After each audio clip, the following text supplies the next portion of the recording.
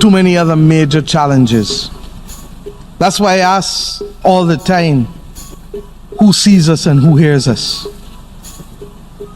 We continue to be confronted by problems of blacklisting, which pale into insignificance when compared to climate change, but which destroy our financial sector.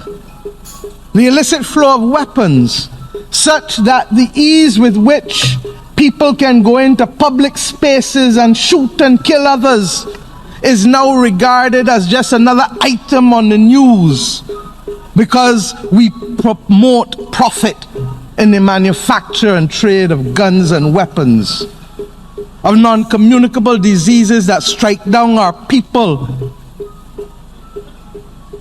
in the most insidious of ways because we allow diets that promote the prosperity of a few multinational corporations to become the norm of the day with the food that we eat and the lives that we live.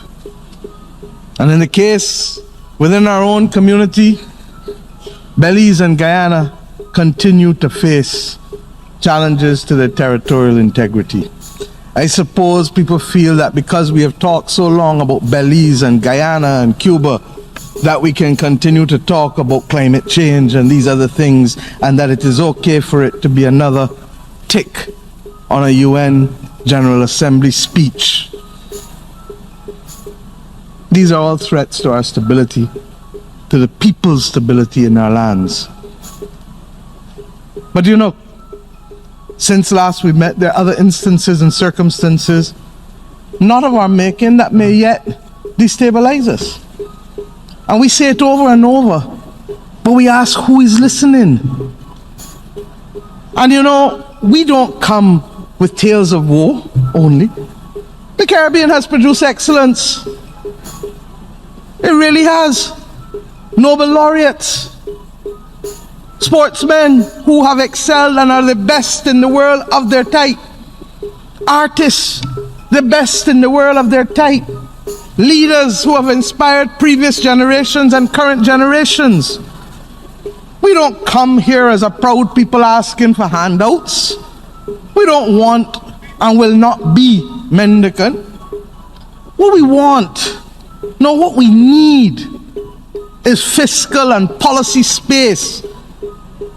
Fiscal and policy space to achieve sustainable development, to be nimble, to adapt, and to innovate in ways that allow us to be true and faithful to the task of bringing prosperity to our people, or as in the theme of this General Assembly, to eradicate poverty, to educate our people, to include all such that there's not some outside and some inside.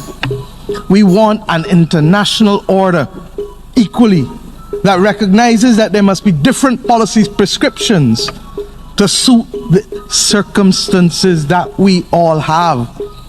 And we can still be friends, small and large, north and south, Christian, Hindu, Muslim,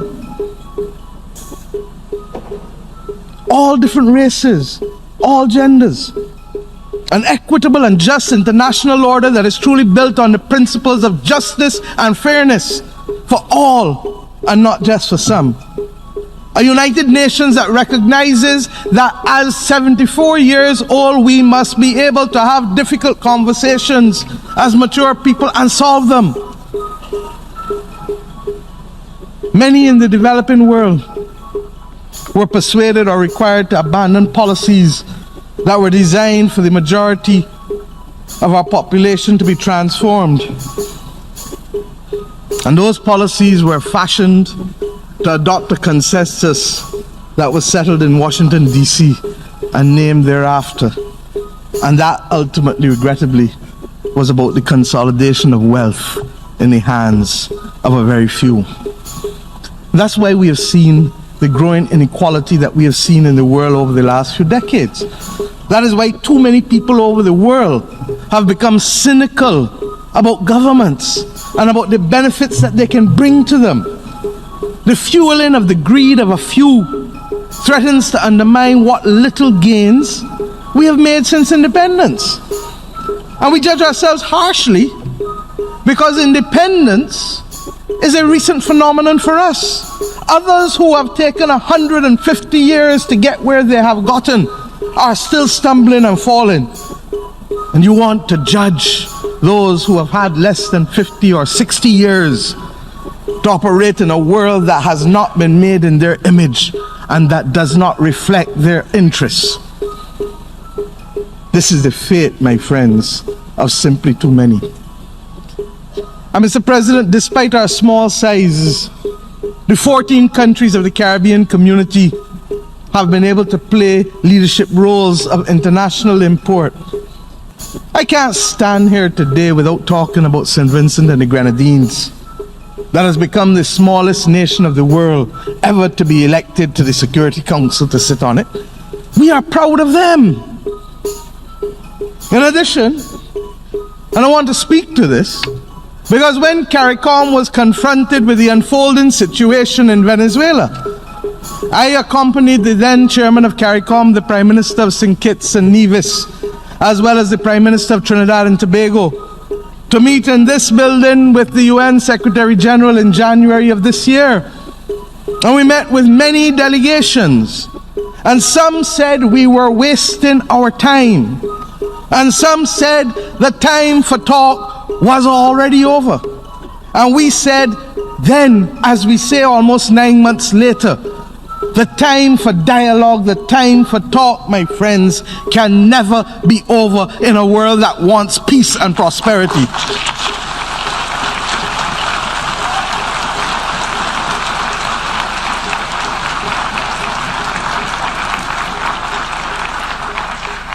We don't take sides, but what we know is that you cannot propel war over dialogue.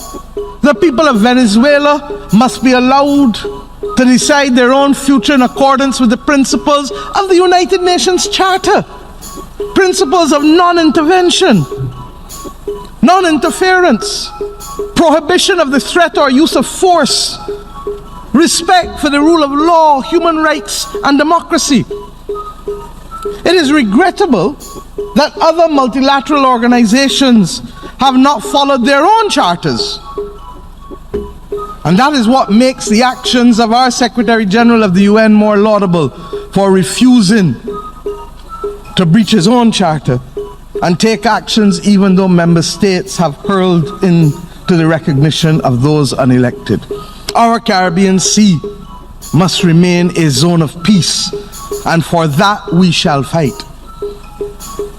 Mr. President, I speak plainly and without fear, because from independence, Barbados' foreign policy has been premised on the simple principle of friends of all, satellites of none.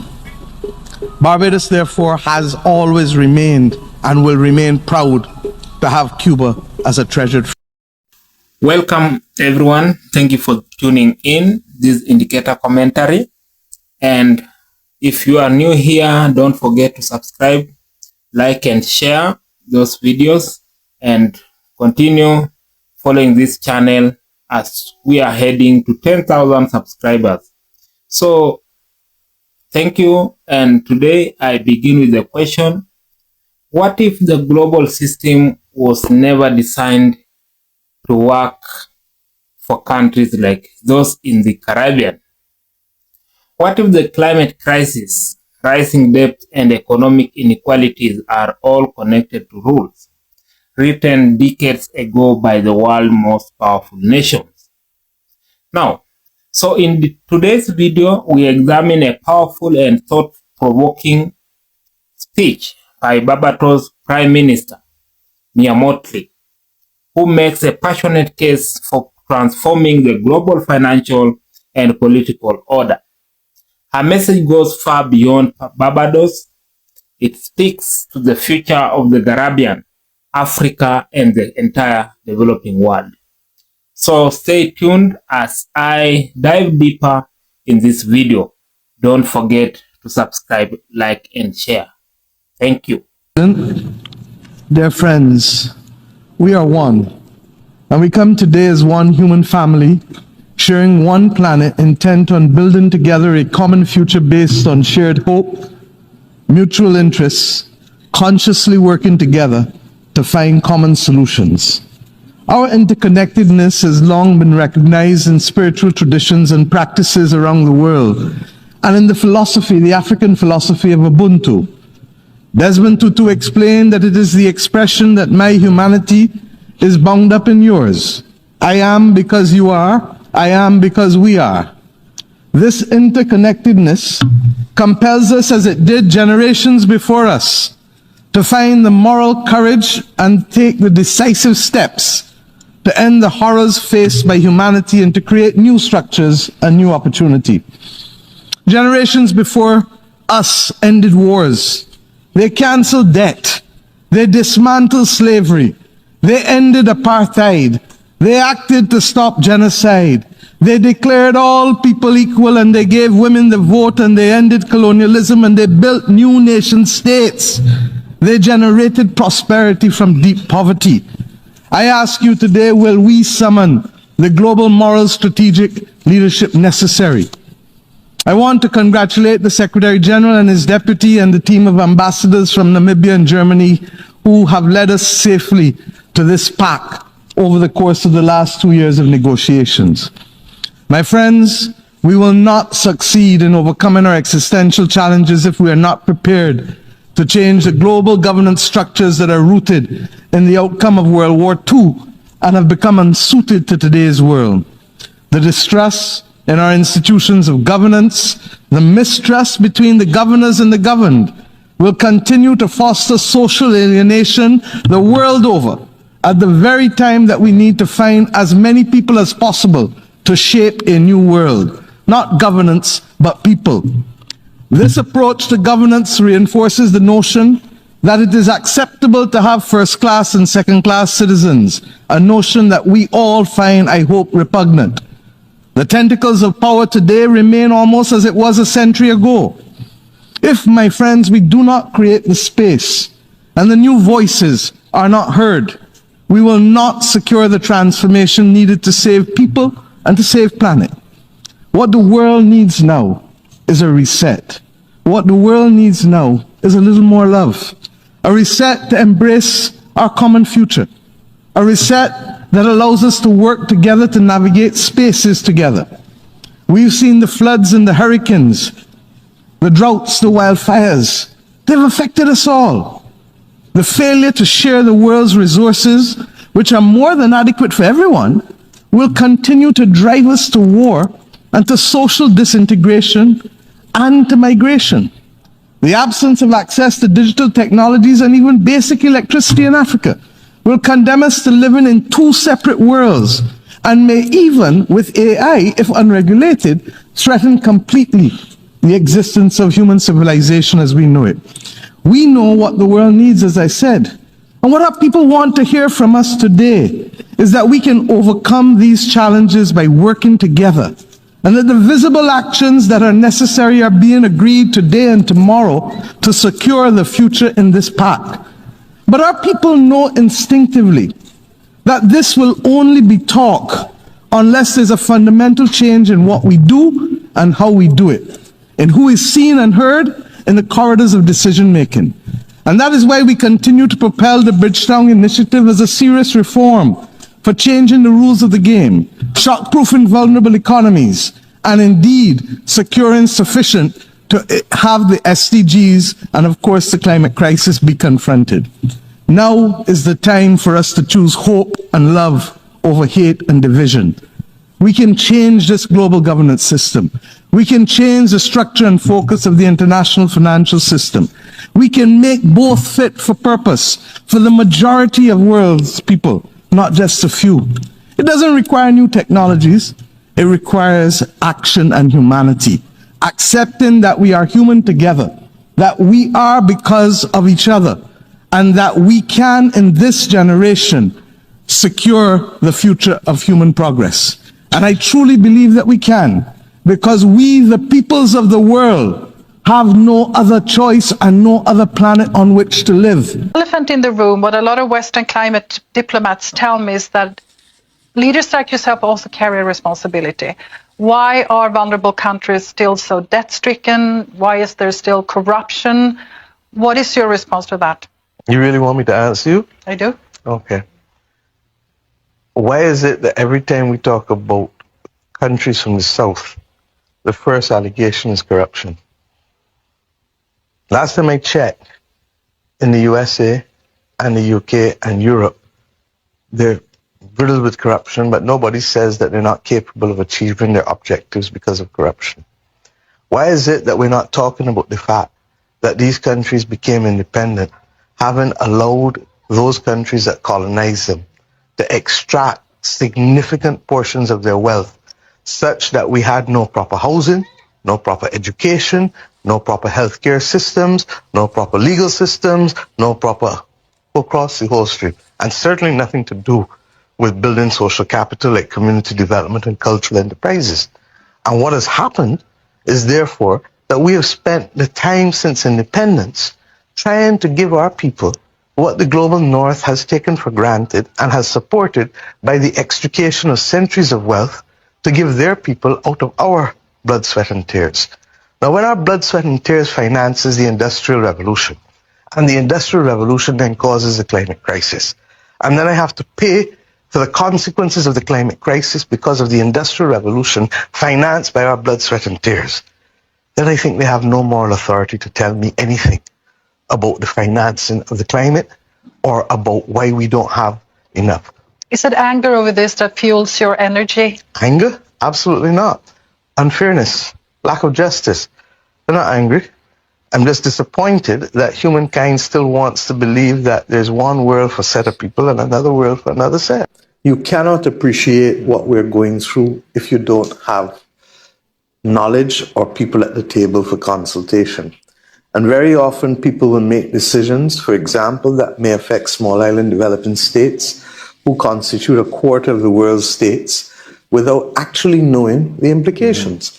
Now, if you have someone at the table, what might be even an innocent decision, but loaded with awful consequences, you can stop ahead of the time, and you need to do it. Why? Because most small states don't have a buffer for error, don't have a buffer for benign neglect, and therefore changing the rules of the game to allow us to be seen and heard is absolutely critical, particularly given the multiplicity of challenges that we are facing.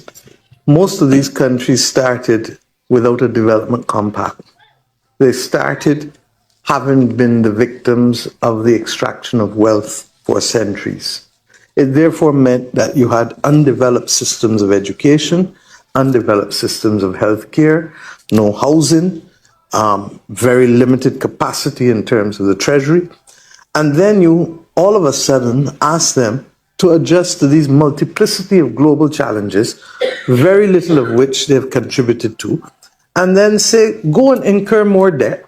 And then when you do it, then you realize that I'm crowding out this fiscal space that I have for education, for healthcare. So we are being, as I've said over and over, victims twice, both in terms of the extraction of wealth for the Industrial Revolution, and then the double jeopardy comes because that same Industrial Revolution has put us on the front line of the climate crisis. Now, when you add to that the fact that the colonial structures and relationships of power were cemented in the context of the international institutions, be it the UN or the IFIs, that's the triple exposure to jeopardy, because it then means that you don't have the capacity to change the trajectory or to change the attitude of these institutions. How is it that quantitative easing is not recommended for countries across the world prior to COVID? But as soon as COVID comes, the G7 countries engage in the most massive exercise in quantitative easing known. How is it that we continue, and President Lula spoke about it yesterday in his address to the General Assembly, I've spoken about it over and over, that Ghana and other countries in Africa are borrowing at multiple rates of what European countries can borrow at.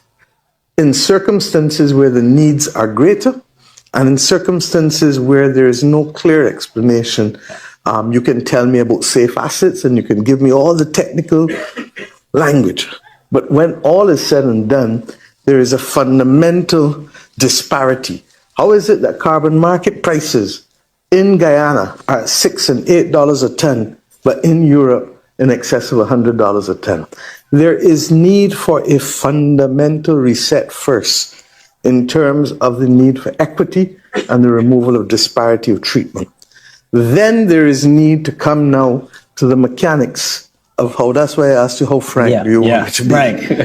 Then there is need to come now to the mechanics of what we must do, because we find ourselves in the world that we have, not the one that we want. So we have seen some improvements, and let us be fair, but the problem is that we're not seeing the speed and the scope of what we need to do. And if you ask me to be diverted, as my own country is, we got hit by Hurricane Beryl. We didn't get the humanitarian disaster that the Grenadines had, or that Carriacou had, but my fishing industry was decimated, 90% of it. All of my beaches on the West Coast affected. All of my jetties and my fishing harbor completely affected.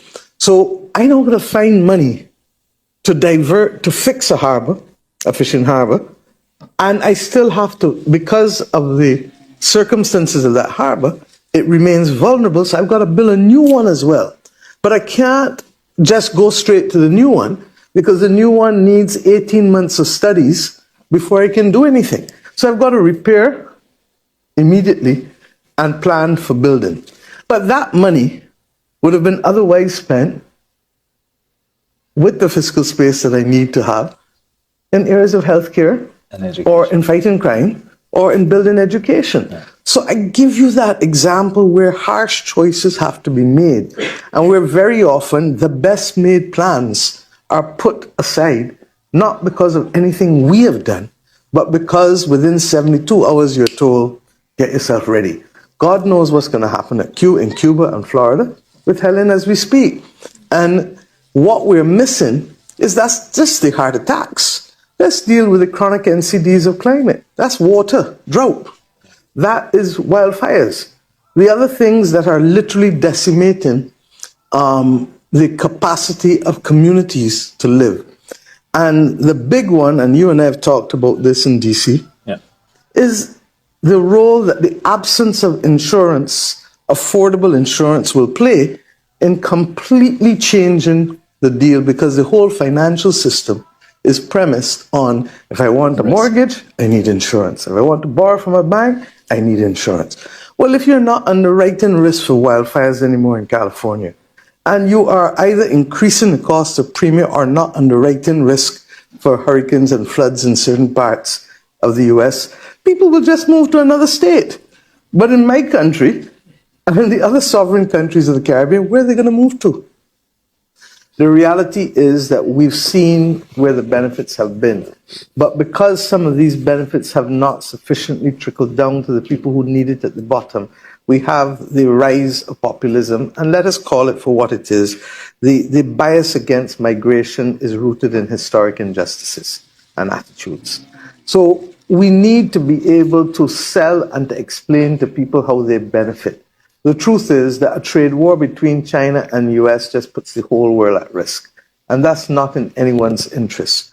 And at the end of the day, it actually makes it worse for both countries because they still live within a global ecosystem. We have accepted that the scale of nervousness and anxiety means that we will no longer go only for efficient supply chains, but we will go for resilient supply chains. And it's probably going to take another 2 or 3 decades before we turn the corner again back to be able to work in that seamless manner that we do.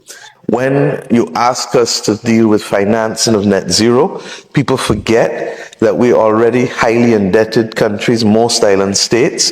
Why? because we've been carrying the costs of climate for a while now. And we're carrying the costs of the G7, formerly G8 countries' industrialization on our balance sheets, and it's wrong. And nobody's making the room to ensure that we get access to grants. We can't borrow if we have no fiscal space easily, and the cost of borrowing is also prohibitive. So that what we've said, look, we need international solutions to international problems.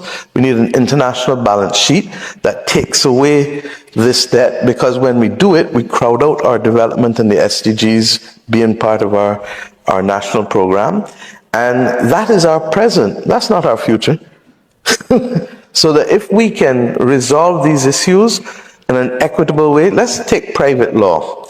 If you lived next to me and you dumped on my property, I would have a legitimate claim against you for nuisance or for tortious interference. Internationally, we have nothing to rely on other than morality. And that's why I say that the world needs global, moral, strategic leadership. And that's why I say that ordinary citizens ought now to demand, because while we in the islands are the canaries, you are soon going to be the victims of that. Which country is hit by a hurricane every year? Do you know? The United States of America. Every year. It's just different states. Barbados is that country where modern racism in the Americas started, when the British literally settled in the 17th century. In 1661, the Parliament which I lead passed the heinous slave code that spawned other slave codes here in the US, either directly mimicked or in part indirectly. And we feel that we have a moral obligation to be able to start to deconstruct the racism in all of its forms. It doesn't only come in laws that are still there, but it also comes in ways in which people undermine democracy, in ways in which people prevent people from voting, in ways in which people make judgments about people because of color or race. And we've got to work hard to deconstruct it. And we have to also recognize that when many countries became independent, there was no development compact or development package left for us to finance education, healthcare, or any of these issues.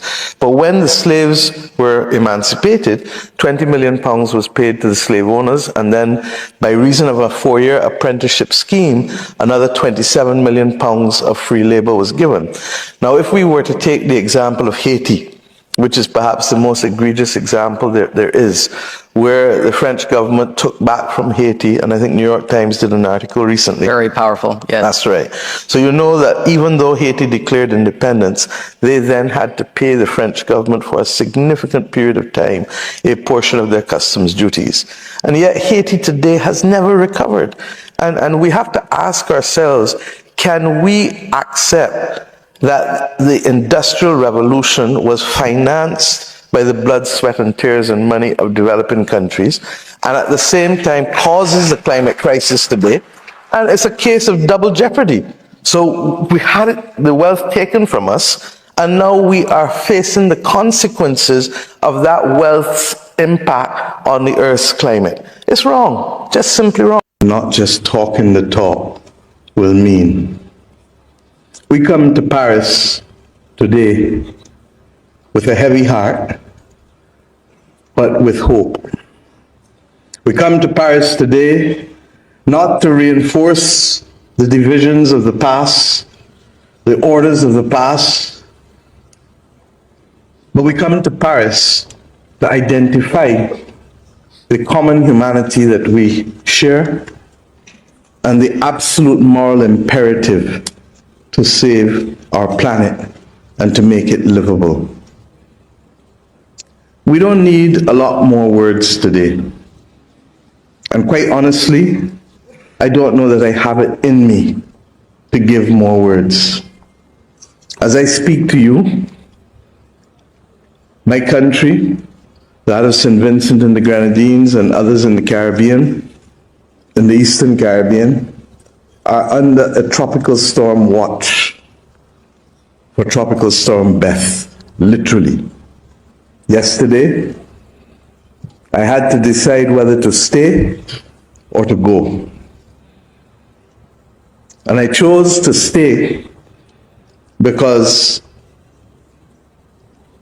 it is important that we move to action. Behind Tropical Storm Beth is another system, and hence, this is our new reality. We have heard this morning from Vanessa, we've heard from the economists, we've heard from the president of Niger, and everyone has spoken truth with feeling, with clarity. And Emmanuel, I've left you for last, because privately I call this the How Dare You Summit. How dare you? How dare you upset the order? How dare you step out of your crease and summon us all to this inflection moment that will determine whether we will have the capacity and the will to bring pace and scope to the problem. I can tell you that there has been movement. Yes, 9 months ago, no one was speaking about natural disaster clauses. Now we have people wanting to recognize the wisdom of it, because countries do need to pause debt payments if they are going to house and feed people who are victims of a climate crisis. Doesn't quite work as well for those who have to move people who are suffering from drought, as the president of Malawi has had to do. So we need to perfect it. 9 months ago, no one was talking about multilateral development bank reform at scale. And Ajay, the World Bank was not as forceful in its commitment to the crisis of climate as it is now. And we wish you all the best, because in your hands lies the need for pace and scope. 9 months ago, we were not prepared to discuss issues of debt.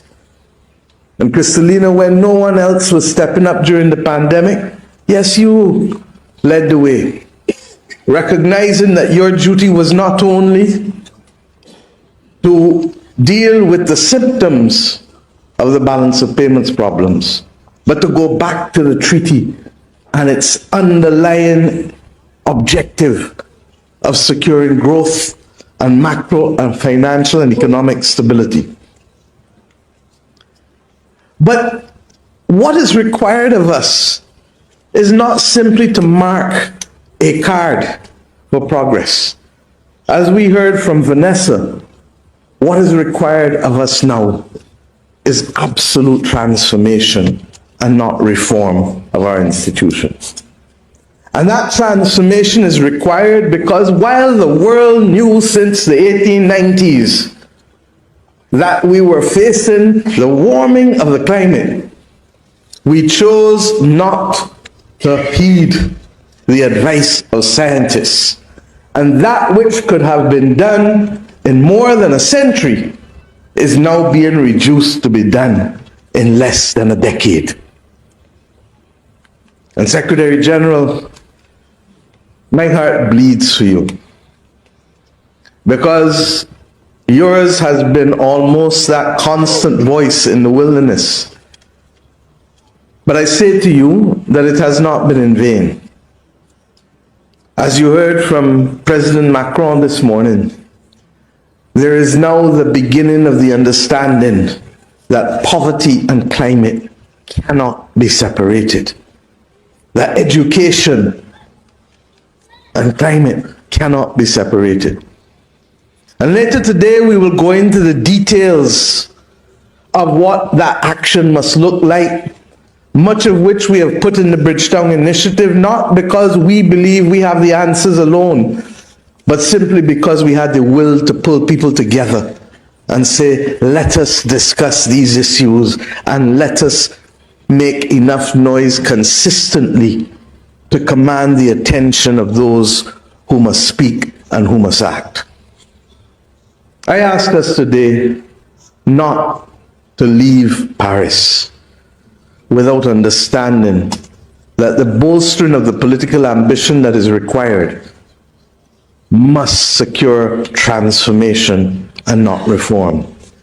And I ask us to ensure that those of us who are heads of government and heads of state recognize that the world cannot continue in the shadow of an old imperial order that does not see countries, does not feel countries, does not hear countries, and worse, does not see, feel, or hear people.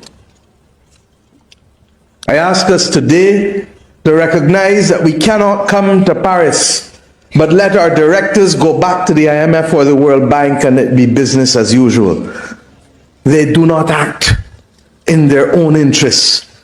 They act on behalf of our sovereign states.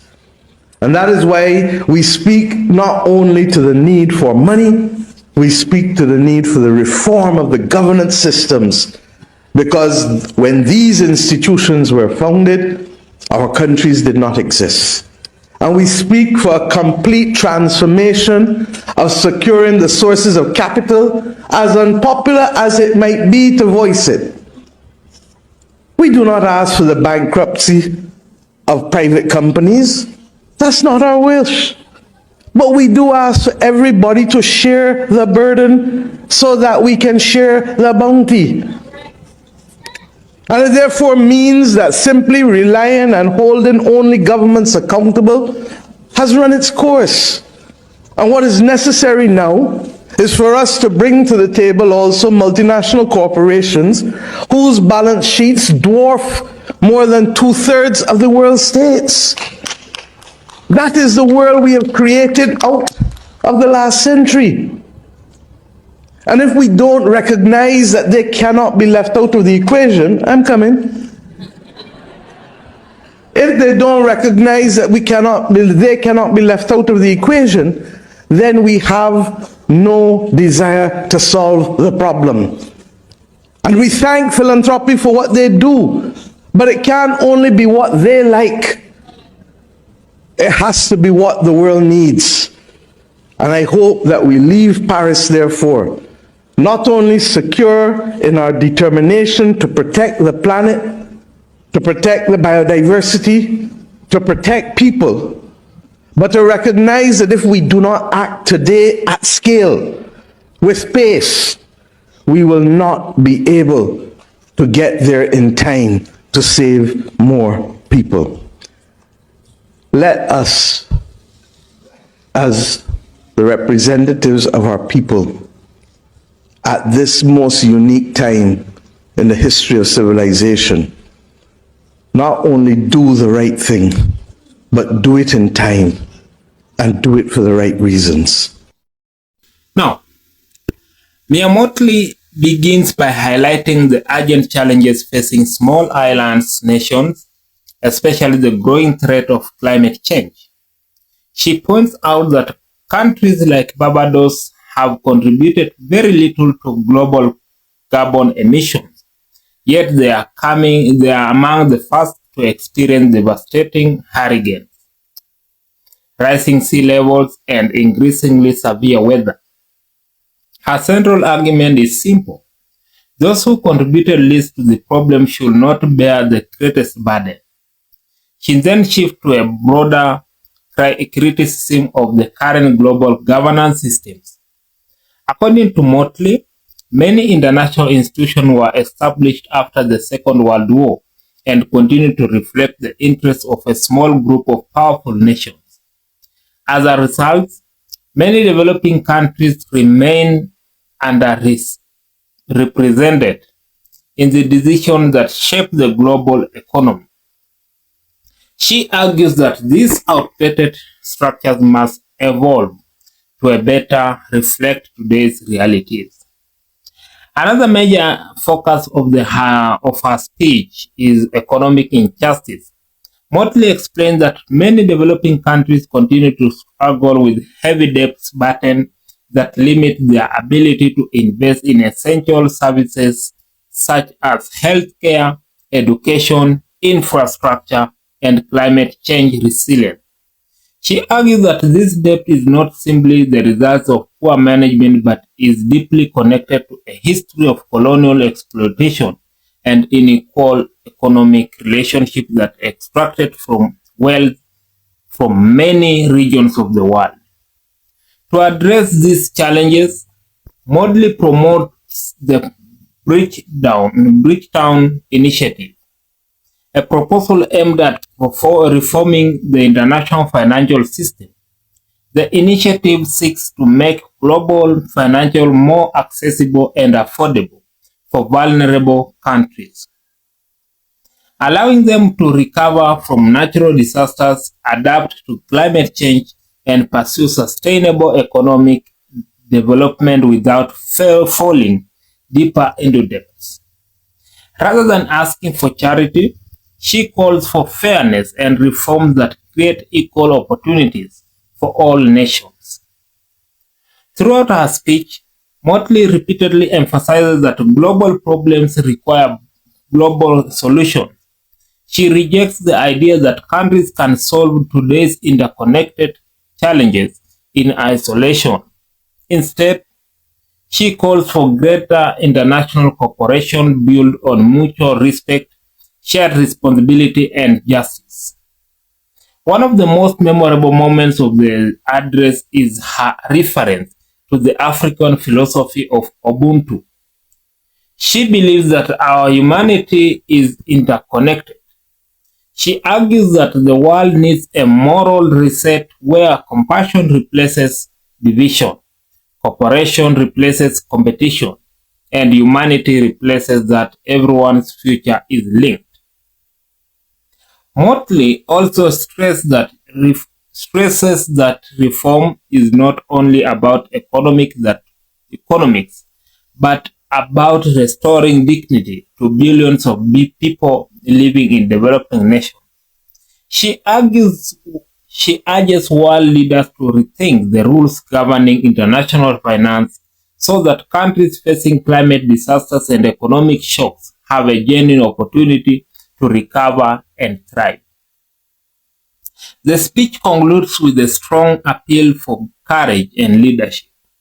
Motley encourages government to move beyond political differences and work together to build a more just, equitable, and sustainable international systems that benefit everyone, not just the wealthiest nations.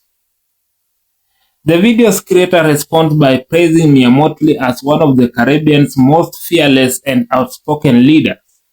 He commends her willingness to challenge powerful global institutions while consistently advocating for Caribbean unity, regional cooperation, and policies that prioritize the interests of ordinary people. According to the creator, her ability to explain complex global issues in clear and relatable language has made her an influential voice, not only in the Caribbean but across the developing world. So, whether or not one agrees with every proposal, Mia Motley's speech raises important questions about climate justice, economic fairness, and the future of global governance. Her message challenges the international community to reconsider long-standing systems and to create a world where every nation, regardless of its size or wealth, has a fair opportunity to prosper. As global challenges continue to grow, her call for unity, justice, and shared responsibility is likely to remain part of an increasingly important international conversation. Now, so if you enjoyed this summary, kindly please don't forget to like this video, share your thoughts or your mind in the comment section, and remember to subscribe, share with friends and family. Even your haters, you can share with them, because this one will enhance their thinking capacity and will help everyone to be a smart thinker and to know what is happening in the whole Caribbean nation. Thank you so much. Let's meet in the next video.